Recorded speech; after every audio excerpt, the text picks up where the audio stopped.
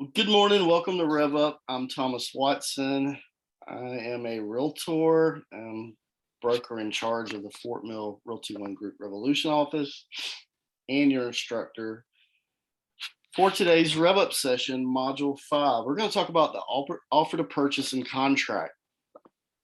What we're going to do today is we're going to focus on the fill in the blank portion of the contract. Just talking about the contract is more than a 1 hour brief, and we're gonna try to fit everything in just to cover the blanks, the highlights of when you pull up an offer to purchase and get ready to fill it in, what you need to do. So first, let's start with today's affirmation, and I'll read it.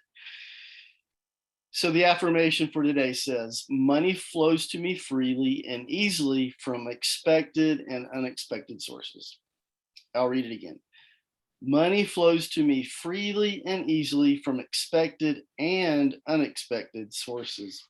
So if you want to unmute and read it with me, we'll say it together on three. 1, 2, 3. Money flows to me Money flows to freely me and freely easily and from easily from expected and expected and unexpected sources. unexpected sources. Nice. So I'll just give you I have a lot of stories. I love this affirmation because a lot of agents don't understand when they get their license how many doors it opens. And just because you have your license, there's appraisals, construction, real estate purchase, real estate sales, investments. Then you have banking, corporate real estate, commercial real estate. There's so many different avenues. Within real estate, you can do referrals and never write a contract and make money. So, what I love to tell clients is I often have business that'll come. Somebody will call me out of the blue and tell me that one of my friends was talking about me to them and they want my help in buying a house or selling a house.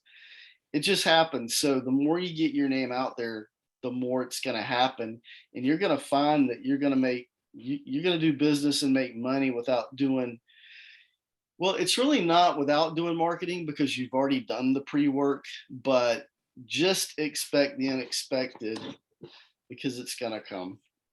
And I also believe when you do the right thing that business flows from that as well. So I'm going to skip all this because basically we're just going to open up the offer to purchase contract this morning and talk about it. There are some addenda that come with it, and I may mention it as we go. So one thing to note before we start is make sure that you begin any type of contract work by reading all of your contracts in all inside the contract. It's key that you understand what each clause means. It doesn't mean that you are to explain it.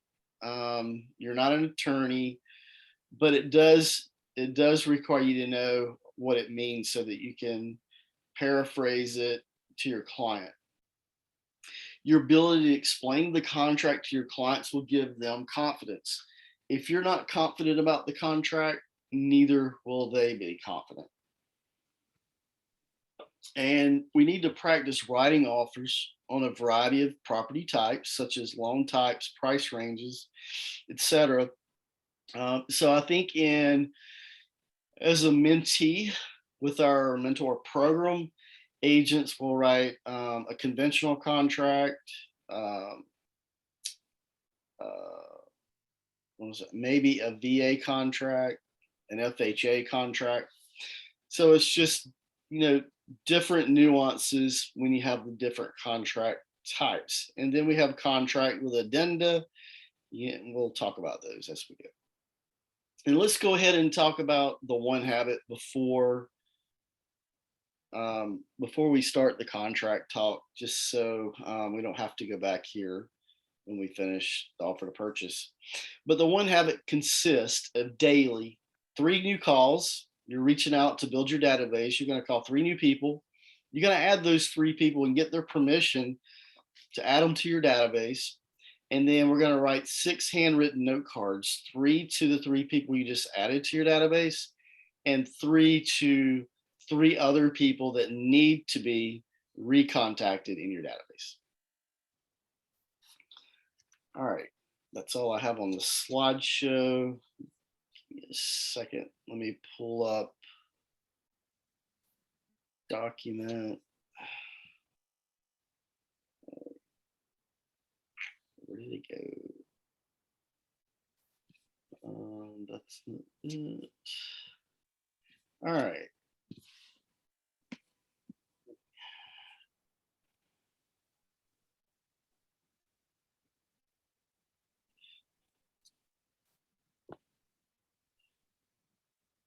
Okay, are you able to see my offer to purchase?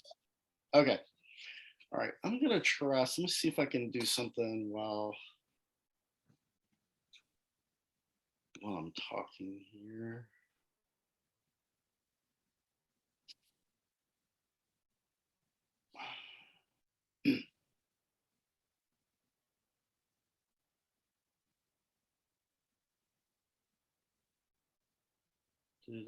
Try something.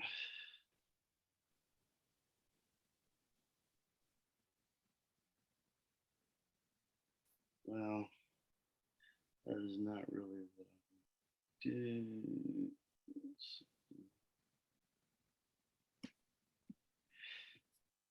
Well, I'll just leave a little red dot on there, but that's not what I wanted. So I have, I usually like to highlight the contracts. And when I did this updated contract, or the one from last year, I didn't highlight it. But anyway, we'll just go through it. Have you been through this before, Nelly? What do you mean? How I've been through it? This training? No, No, I have seen a number of contracts because I've been reviewing every single one my family sure. has Okay. submitted. So it's not new to me. Okay. All right. So let's just go through here. And what I might do is kind of zip through. And if there's something that you want more, you have more questions or comments about, just let me know. Okay. All right.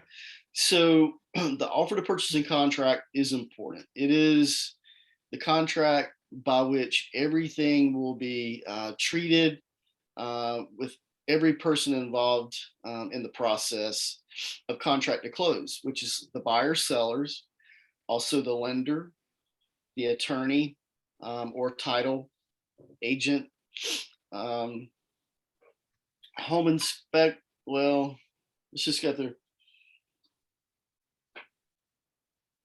Could be the home inspector, but anything that's tied to the contract is going to bind everyone. So, meaning, if we had a conversation with the seller and they agreed to leave the porch swing on the porch with the house, but we didn't write it in the contract, well, in our mind, that seller may be giving us that porch swing.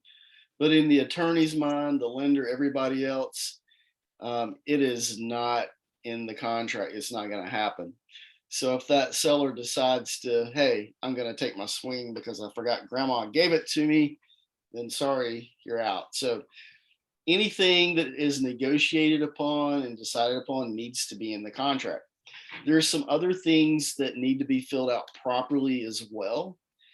From time to time we make mistakes. The attorney will find mistakes or somebody will. We can go back and do an addendum, or we can do a strike through and have both parties sign. But we try to get it right the first time and have a clean contract. So in item number 1, the key is to, if possible, put the seller and buyer's full legal names. So, and again, depending on what country, if you're Mexican ethnicity, you're probably going to have 2 hyphenated last names. In America, most people have a first name, a middle name, and a last name. Even if you just put the middle initial. So my name is Thomas Lee Watson Jr. So if I put Thomas L. Watson Jr., that would suffice. But as much as their legal name as you can possibly write down. And where do we get the Mhm. legal names? From, well, sellers, it would be whatever's on the um, county records, because those have to match, right? Yep. So sometimes the county record doesn't have the full name, but if you're making an offer, the seller should have, I mean, the listing agent should have the Listing. seller's legal names Yeah. on the disclosures, seller disclosures. Have you run into differences in those two? This Yeah. would be a good. And the issue is usually it doesn't matter until the attorney runs title work. Mhm. And if the title work comes back and these people have an extra name that's not in the contract, the attorney will come back and say, hey, you need to update this name Mm. because it matters. When you're, I mean, I used to do criminal record searches, and lots of time there'll be 50 people with the same name, like Thomas Lee Watson Jr. Then you have to go by birth date. So when they're pulling, or when they're doing title work, pulling history, deeds, as much documentation as possible really helps. So, and we want to make sure we have the correct identity. So, Would anyway, you, um, if there are differences between the county records and the listing, and you know that before submitting an offer, would you go by the county records when you're submitting, or just go by the listing and have it worked out go down the line? go go by the information that you have. If you suspect, because time is of the essence, if you suspect something is not correct, contact the listing agent, have them verify. Mhm. But what I Okay. would do when you're submitting an offer, even when you submit it and the name is not right, the listing agent can notify you then, hey, we like the contract, but you need to change the seller's name or whatever. So what I'm saying is try to do your homework up front and get Mhm. as much correct as possible. But that means it'll just have to go through corrections, after you initiate the offer to purchase. Mhm. It's okay. Excuse me. All right. So then we're going to move down to street address. So what I have populated is the minimum that you should have. You should have a street or house number and street address, the city, the zip code, the county. So we need all of that information because we can have 1234 Real Estate Drive in Union County or whatever. And a lot of these developers, they will build subdivisions, the same subdivision in different cities with the same street names and subdivision name. So you need all this information. All right, going down to the legal description. What I have populated, the subdivision name, the property identification, um, the That would be other, the parcel number. yep, mhm. Okay. Parcel ID, property identification number, sometimes they're interchangeable. The other description is where you're going to paste the legal description. And I don't know, I guess because in all cases, it's not just the legal description, but on the tax record, you will see a legal description. Sorry. Mhm. And it's usually a lot number. And then sometimes in rural areas, it's just the address. Mhm. But anyway, you want to copy and paste that in that box. And then you want to go to the deed book and page, because when people go to the house, I mean, when an agency goes to the courthouse to preview records or pull up records, this is where they're going to find um, the property. They're going to find it in a like Union County Courthouse Registered Deeds. You're going to go to deed book number 12 and look on page 1234. So you do need those two numbers, and you can find them. The last sale that transpired on the transaction, you can find it at the bottom of the tax record. So you'll see that seller A sold the, seller A sold the buyer A, and here's the date, and here's the deed book and page number. Okay. Mhm. All right. So moving on, purchase price, of course, goes in the subset D, the first line. Everybody gets that right. The second one, though, however, due diligence fee, something I want to note. You do need to put the due diligence amount. However, a lot of agents will forget to populate one of these boxes. So the due diligence fee is made payable and delivered to the seller by the effective date. Do we know what day that is? What is the effective date? When the contract is accepted and both parties have signed. Right. When both parties have signed, or when that last signature falls in place, where both parties have signed, that means due diligence fee is due. So if it's on a Saturday, it's due. If it's on a Monday, it's due. So Yep. a lot of agents think they have time on this due diligence fee. You really don't. The other party can decide to enforce it or not, but until you hand over the due diligence fee, the seller does not have to comply with anything in the contract. So notate by which method you're going to deliver the due diligence fee. Is it going to be cash, check, bank check, wire, or electronic transfer? All right. Then the next is initial earnest money deposit for those who are given a due diligence fee and earnest money. You're going to populate that amount here. And how is that going to be delivered? And is it going to be delivered on the effective date or within 5 days of the date of the contract? So I always give my buyer 5 days to get that. Now, some parties, some sellers may come back and say, no, we want it effective, whatever. But anyway, go ahead and populate a box. That way they don't do it for you. All right. And then that's usually that's the three lines that are populated, which will give you a total down at the bottom. The other lines are additional earnest money. Sometimes in other markets, people would pay half buyer would pay half the earnest money up front, and then the other half after inspections or something like that. Or if they needed additional time and they wanted an extension, then the seller would say, hey, well, give us 1,000 more earnest money or whatever. By assumption, haven't seen that in a while. Seller financing, don't really see that much right now. Or if it's new construction, by building deposit.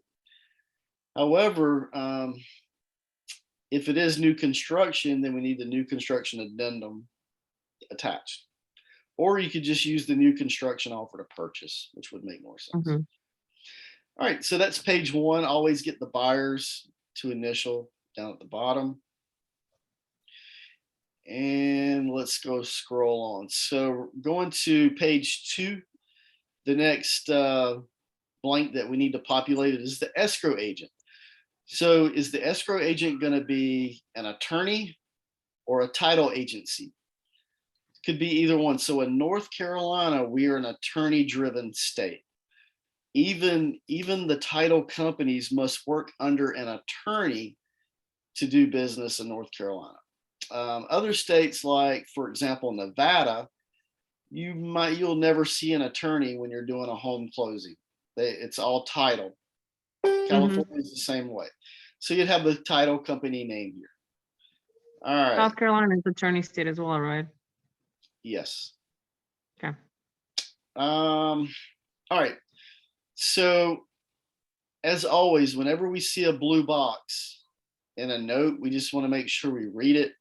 And here it says, in the event of a dispute between buyer and seller over the disposition of the earnest money deposit held in escrow, a licensed real estate broker is required by state law to retain the earnest money deposit in the escrow agent's trust or escrow account until escrow agent has obtained a written release from the parties consenting to its disposition, or until disbursement, if is ordered by a court of competent jurisdiction. So basically, whoever the escrow agent is, that money needs to be put in that account. So a lot of real estate companies are moving away from trust accounts. We don't want to be an escrow agent. We don't want to hold money. So we pass that on to the attorney. So the attorney becomes the escrow agent, thereby holding the earnest money deposit. Does that make sense? Mhm. Okay. And it stays there until both buyers and sellers agree how it's distributed Yes. and paid. Or if they can't agree, then there's a point in time where that money will go over to the court, and then you have to Mhm. go appeal to the court to get the money back. Yeah. Okay, so the effective date, we talked about that. It's the date in which both parties have agreed and have put writing or signatures on a contract. Okay, due diligence and due diligence fee are two different terms. Due diligence is the buyer's opportunity to investigate the property and the transaction contemplated by this contract, including but not necessarily limited to matters described in paragraph 4 below. So a lot of agents refer to due diligence as the inspection process, but it also is just the process of the buyer's decision to terminate or continue with the contract. So that due diligence period gives them that option, that opportunity. With the due diligence period, there's a due diligence fee that must be paid or put up to have the due diligence clause. All right. Due diligence period. The only thing I want to note here on subset J is that you have an actual date. Some agents will put 30 days after contract accepted or ratified. That's not good, but you're going to have to come back and put a date on it anyway. So go ahead and start with a date. Due diligence period ends. Make sure if it's a cash buy, you can do it in 2 weeks. If it's a cash buy, you can do it sooner, but the problem is if you close with an attorney, attorneys just can't get you in before 2 weeks.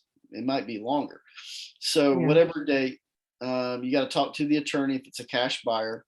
If it's a loan, you need to talk to the loan officer, or either know that based on the type of loan, whether it's conventional or FHA, how long it's going to take to get an appraisal in. Not just to get an appraisal to the property, but for the appraiser to return it. So in North Carolina, you want to include that in the due diligence period. In South Carolina, the appraisal falls outside and it's a separate, it doesn't affect the contract period. Please say that again about the appraisal.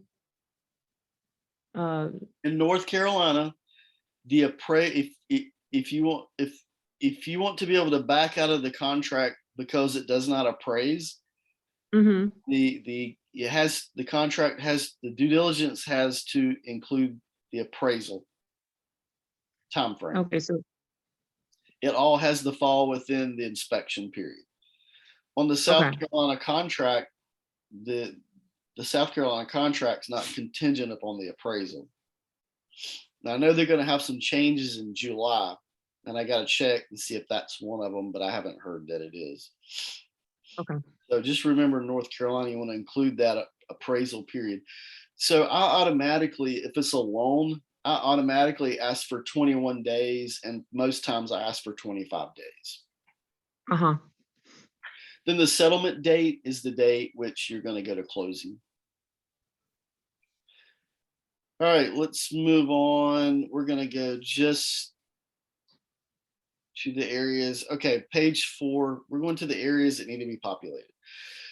So page 4, under fixtures and exclusions, we're gonna look down at subset D. So items leased or not owned. So how do you know if a satellite dish or an antenna is owned by the seller or not? Well, I usually let them fill out this portion, the seller. But at any rate, there needs to be nothing needs to be left blank. It either NA or none. Mhm. Subset E, other items that do not convey, none. Or if you know that the seller is or your buyer is asking for, or excuse me, if it in the MLS listing, the seller said that the satellite dish belongs to the satellite company, it's not going to convey. So that would go up on D. On E, let's just say, for example, that swing that's attached to the front porch, if that's not going to convey, they would put this in here in subset E. I mean, if I were the listing agent, I would have them take the swing down before we listed the property. But anything that doesn't convey that belongs to the seller, then that's going to go in subset E. Now, here's a question. If the seller, when they signed the listing agreement, had noted items that did not convey, but when the buyer made an offer, did not include those in items that do not convey, and sellers signed it without noticing, which one? So, so the seller didn't list it in the MLS, and the buyer asked for it. Is that what you're saying? The other way around. So the seller said that the swing does not convey, but when the buyer submitted an offer, they did not note it in E, and the seller signed the contract. Yeah, that's on the buyer agent. So the buyer is not going to get the swing. If it was disclosed on the MLS, the buyer cannot get it. Okay. Now, are you saying if it's disclosed in MLS but not in this contract? Right. So there again, it's going to have to be negotiated. The point is the seller's not going to give up the swing, so they're going to have to come back and notate it in the contract. That's probably what's going to happen. Now,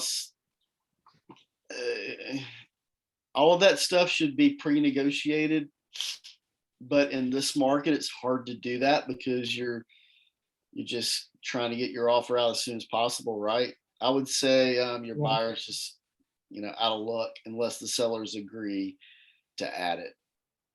Yeah, we're talking about the hypothetical when the market turns, it becomes a buyer's market. Yeah. Now, when it's a buyer's market, oh my gosh, buyers are asking for everything. We'll get back there. I remember when the seller had to basically give up everything just to sell a house. Anyway, all right, next page, number 3, personal property. Just remember that any personal property in the house that you want, it needs to be notated here, not just in the house, but with the property. So notice the verbiage, personal property. The following personal property present on the property on the date of the offer shall be transferred to buyer at no value. So the refrigerator, washer, dryer, those are pretty customary. And what that means is the seller can't go switch out for another washer dryer during the transaction. They need to keep the same, appliances or whatever it is. If it's something out in the backyard, like I put this wooden swing set, then that means if they agree, then it goes to the buyer. However, one word of caution is in this section here, personal property. Sometimes lenders will look at this and they'll set a limit on what can be in here. Like I recently I made an offer on a property where the buyer wanted the two four-wheel ATV vehicles in the garage. Mhm. And I told him, I said, we can add it here in personal property, but I'm probably going to have to do, the lender's probably going to make me take it out, and I'm going to have to do a Bill separate of sale. bill of sale. Yeah. And so that's what we ended up having to do. But I was fine with it because once initially when it was in the contract and the other party, the seller, signed it, then both parties see it. Even if we Yeah. have to come and take it out, then that means they did agree on it. So it's just a better case for us. But anyway, so yeah, because that's, the lender understands that the value of those ATVs is going to be, probably add 12 or 15,000 in value, and they don't want that to, underwriting would probably have an issue with it because now they're trying to set that as part of the value of the house, and that's not going to happen. Yeah. Anyway, all right.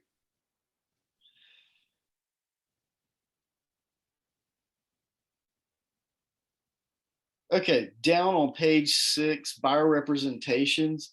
Just make sure you don't forget to check one or two of these boxes. If it's a cash purchase, it's the first box, and if it's if it's through a loan or a lender, then it's the second box down here at the bottom.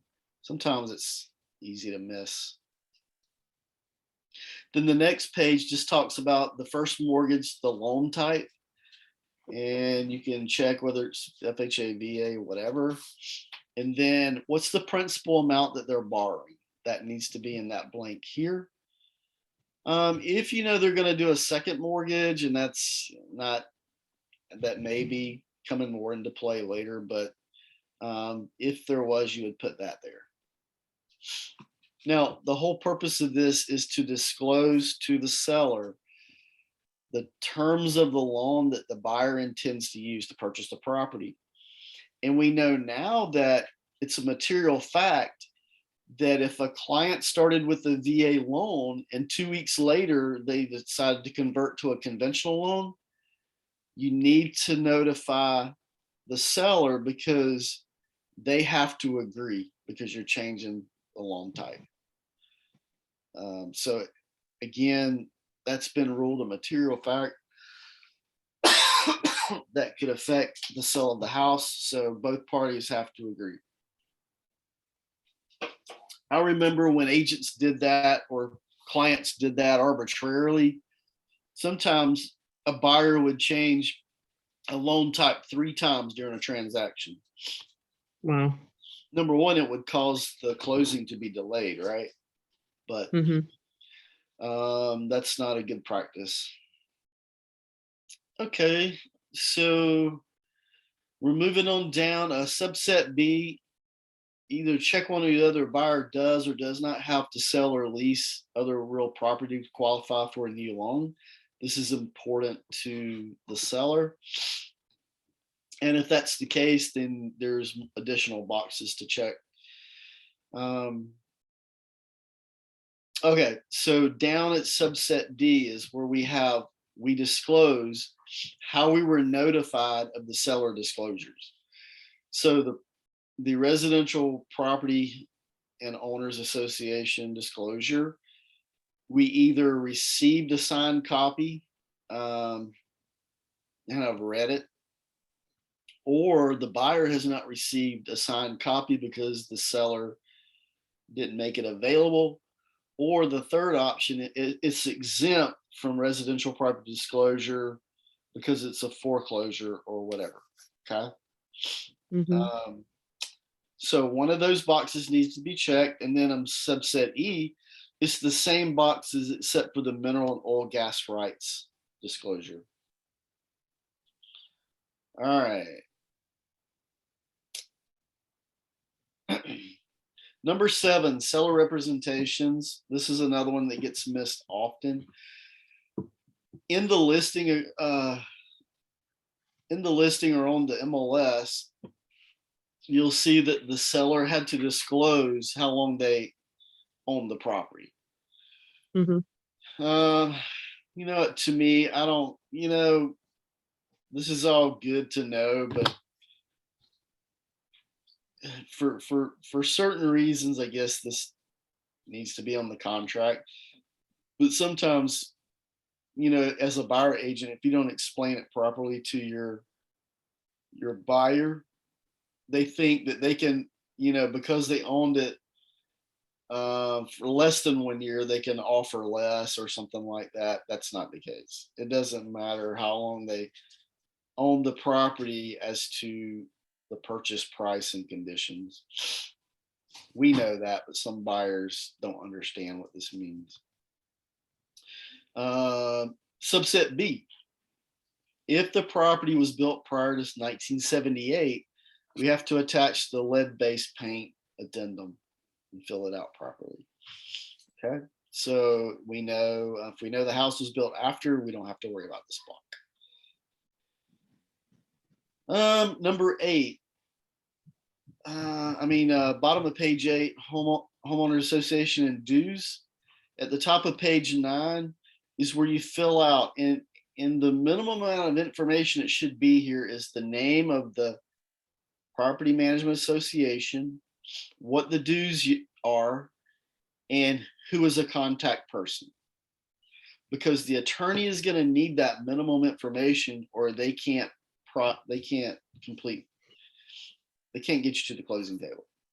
Mhm. So, and 2, if an attorney has to do too much footwork to get this information, they're going to charge your client a higher attorney fee. So Mhm. I would find usually the seller provides this information to the listing agent, but sometimes they don't. All right, moving on down. Let's see what time we got. Okay. Okay, this is a big one on page 10. Sorry, I keep moving. Page 10, deed, taxes, and fees. Again, this is where legal names is important. And if we did it right on page 1 at the top, then we can copy and paste here. But also, what I also put in here is, like, I just had a couple go under contract on a property. They have 2 different last names because they're not married. So outside of their name, I'll put in parentheses unmarried, because the attorney needs to know they're going to process that differently. Mhm. So anyway, anything to help the attorney, something like that is something they would want to know. Now, this, you don't see this too much today, but subset I, agreement to pay buyer expenses. If the seller is going to pay any portion of the closing costs for the buyers, that number goes in here. If not, it's 0. Mhm. And I just had a lender come back, because sometimes I use zip forms because I've been using them for so long. Sometimes the 0 doesn't take, and so it was blank. So the lender came back and told me to add a 0 there because the underwriter wanted to see 0. It's like, Mm. okay. All right, but just remember that. And down at the bottom page 10, home warranty. All right, so one of 3 boxes need to be checked. Either no home warranties being provided by the seller, or buyer can purchase their own. You state the price and the seller is going to pay for it at closing. Or the third box is seller has obtained a home warranty from such company at a cost of blank, and they're going to pay for it at closing. So no home warranty, the buyer gets to pick the home warranty, the seller pays for it, or the seller picks the home warranty and pays for it. Does that make sense? Yeah. Okay. All right, possession, number 13. So if we're doing the 2.7 or 2A7T or 2A8T, which is the buyer possession for closing and a seller possession after closing, we have to check these boxes. Now, that's a whole different process and a whole different conversation. I would just say if your client ever asks for a buyer possession before closing or a seller possession after, just remember there's liability involved that involves insurance on the property, who owns the property. So just remember, if that's going to be done, these forms need to be filled out accurately and completely. Mhm. All right. Then it brings us to number 14, other addenda. The additional provisions addenda is popular because it has what time is of the essence, review our offer in 24 hours or it's dead. Well, that doesn't hold much weight in this market. You might need additional signatures if there's multiple parties involved in the buy or sell process, or if it's a backup contract. One of the more popular is the FHA VA financing addendum that needs to be attached. Lead-based, a loan assumption, new construction. Here's that owner association disclosure addendum. Well, we don't need that addendum because it's in the contract now. But if you had it and didn't fill out the contract, the one in the contract, then that's where you attach it. Seller financing addendum, short sale addendum, which I've done plenty of those in the past. There will be a day where that will come back. And then vacation rental addendum, which I've never done one of those. All right, here's another one of those blue boxes. It says under North Carolina law, real estate brokers are not permitted to draft addenda to this contract. Now, Nellie, a few years ago, we used to have blank addenda forms by the Real Estate Commission, and we could fill them out. We could fill out a whole page. We can't do that anymore because the attorneys have said, hey, these realtors are practicing real estate. We don't like it. That's what we do. That's our livelihood. So they put this statement in here. So we can only check boxes and fill out pre-populated blanks. Does that make sense? Mhm. Okay. Let's see. Okay, going on down. Okay, so let's go to page, was it 13? Yeah, the signature page. Okay, again, this is where we want dates and full names up top. Now, under that bold line, if the buyer and or seller is an entity, an LLC, whatever, and if you're working with an investor, their information is going to go here because they're going to be buying under a corporation or partnership, then you would fill out the portions down here. So one or the other. Wire fraud warning, just beware of that. Just a warning. And then this notice information. Now, let me tell you why this is important. Page 14. Some agents will say, oh, this is not important. I don't need this information filled out. Well, I don't fill out the buyer notice address or seller notice unless one party is in the process of moving. But what I do fill out is both sides of the confirmation of agency. Because if there's a dispute in this contract, we want to make sure that we have all of our current information. Okay. That means every blank. And one of these check boxes should have been filled out, acting as buyer's agent. But anyway, so name, address, who is the selling agent, the license number, the phone number, and the email. Now, whoops, I don't know what just happened, but if the real estate Probably commission, clicked on the email, so it's just generating a new one. I did. Let me go back here. All right. No, it's not big. If the real estate commission were auditing us, we want them to be able to have our correct information. The listing firm needs our correct information. We need the listing firm's correct information. When this goes through SkySlope, and then Amanda starts looking and checking off, she's going to look for this information. And then if you have a transaction coordinator, this is where they can come and get information. So the attorney is going to be looking at this. So all the parties are going to be looking at this. So if it's not filled out or filled out correctly, we're not going to look so bright, when it comes to the attorneys and lenders looking at that information. All right. And then the last page is page 15, outlines where the earnest money and the due diligence money goes and who is going to be signing for it. Now, we just fill out the shell of this, like the amount and the name of the firm or whatever, but these signatures will come into play later. Okay. So Once the money is actually handed off. yeah, yep, that's right. So that's what I have for the contract. Do you have any other questions?